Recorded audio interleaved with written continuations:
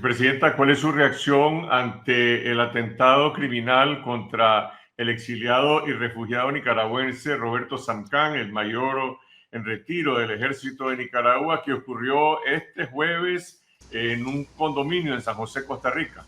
Mucho dolor por Roberto, por su familia, por lo que esto también representa para otros nicaragüenses que se encuentran bajo amenazas, que hoy pues, ciertamente estarán justificadamente alarmados. Una profunda indignación porque ya uno no sabe qué más le falta al régimen despótico de Nicaragua, ya ni siquiera dejar vivir en paz a quienes han dejado su tierra de manera forzada. Y te quiero decir que también algo de desconcierto, porque después de que ya han ocurrido eventos similares, igualmente trágicos, en territorio costarricense, después de que sabemos que varias de las víctimas de amenazas han llevado esto a las autoridades, es imposible comprender cómo con tanta facilidad llegaron a Roberto para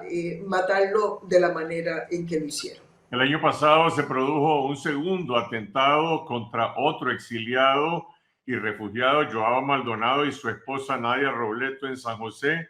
Antes habían asesinado a otro refugiado en Upala. ¿Se puede decir que hay un patrón de violencia política contra exiliados nicaragüenses en Costa Rica?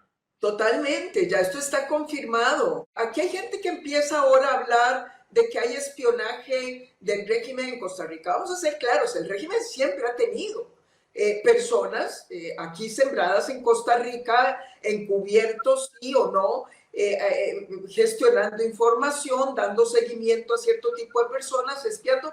Esas actividades siempre se sabe que se han tenido, pero está dentro de lo que, digamos, en principio se admite entre muchas veces naciones vecinas y particularmente naciones vecinas que puedan tener regímenes o sistemas de gobierno contrastantes. Lo que sí es una novedad es que de manera tan impune el régimen esté ya usando sicarios para ejecutar exiliados o refugiados en territorio costarricense. Lo que pasó ayer es una abierta ya invitación a que sigan por la misma vía. Eso es lo que a mí me resulta verdaderamente inadmisible e indignante. En Costa Rica hay al mismo tiempo una crisis de seguridad ciudadana que se ha venido agravando en estos años. Hay una especie de industria incluso de sicariato y por otro lado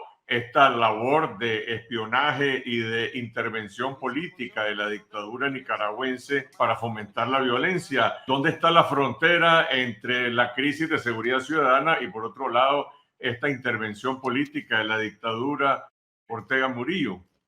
Desafortunadamente hay que reconocer que van de la mano, porque si estamos teniendo la crisis sin precedentes de seguridad, es porque también se ha bajado la guardia por parte de las autoridades. En esto quiero salvar al organismo de investigación judicial, que es el que termina siempre llegando a recoger a los muerticos y a tratar de resolver los casos. Pero desde el punto de vista de prevención, desde el punto de vista de levantar esas barreras para que el crimen organizado disminuya sus operaciones, lo que está ocurriendo es lo contrario, una intensificación de los homicidios, de manera que van de la mano.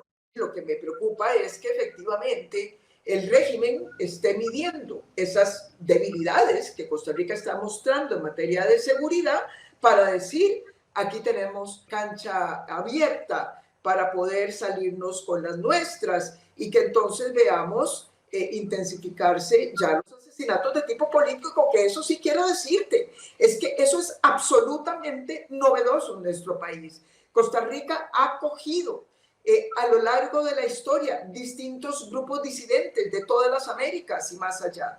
Y siempre han venido aquí a vivir en tranquilidad. Esto no tiene precedentes y de ahí que sea una alarma que yo espero llame la atención del gobierno. Este jueves, más de 50 exiliados nicaragüenses, la mayoría refugiados en Costa Rica, pero también en otras partes, han demandado protección, seguridad al Estado costarricense y también una investigación que esclarezca este asesinato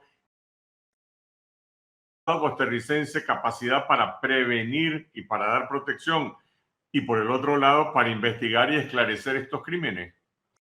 Empiezo por lo segundo. Costa Rica tiene una de las tasas de esclarecimiento de homicidios más altas por lo menos en toda nuestra región, en las Américas. Eso sigue siendo algo esperanzador. Ahora tenemos que reconocer, las mismas autoridades lo están diciendo, tanto los peritos como los mismos oficiales del OIJ están teniendo una sobrecarga en un momento en que no se ha hecho muchas inversiones adicionales, pero precisamente por el precedente que está sentando este asesinato político, uno esperaría que se convierta en una de las prioridades a investigar. Desde el punto de vista de la prevención, aquí el problema es que pareciera que en lo que respecta a Costa Rica es que ni siquiera se intentó un nivel mínimo de protección y de alerta. Ni cámaras, ni cosas que hubiesen por lo menos advertido a Roberto, que tenía que cambiar rutinas o que tendría que tener unas medidas adicionales de seguridad. Muchísimo menos pensar en que les estén dando protección física. Yo no veo ninguno con ningún acompañamiento. Entonces sí, aquí hay que exigir protección. Si no, Costa Rica va a terminar también, más allá de las tragedias humanas que esto supone, ocupando primeras planas, ya no como un país violento desde el punto de vista delincuencial, sino un país en donde hay violencia política.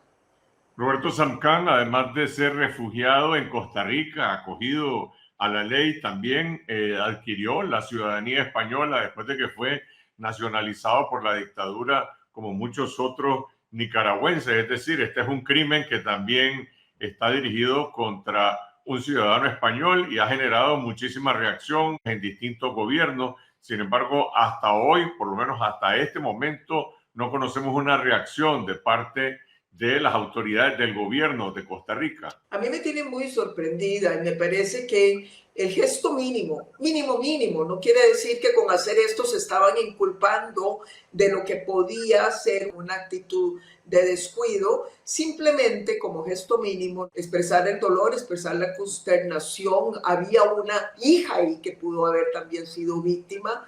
Este es un hombre que ha estado con nosotros muchos años, es un hombre que nos acostumbró a contar con insumos muy rigurosos para poder entender mejor la situación en Nicaragua. Vea, Carlos Fernando, que si las autoridades hubieran sabido, que yo creí que tal vez lo sabían, de la valía que tenía Roberto por su formación en temas de seguridad, es decir, la actitud del gobierno pareciera que es una actitud absolutamente de espaldas a la comunidad nicaragüense que está viviendo con nosotros. ¿A quién le correspondería liderar las acciones dirigidas al esclarecimiento de este caso y a la protección? ¿A el OIJ, a la Dirección de Inteligencia o a la Presidencia? A mí me parece que lo ideal habría sido ver al presidente conmoviéndose por esto, ¿no?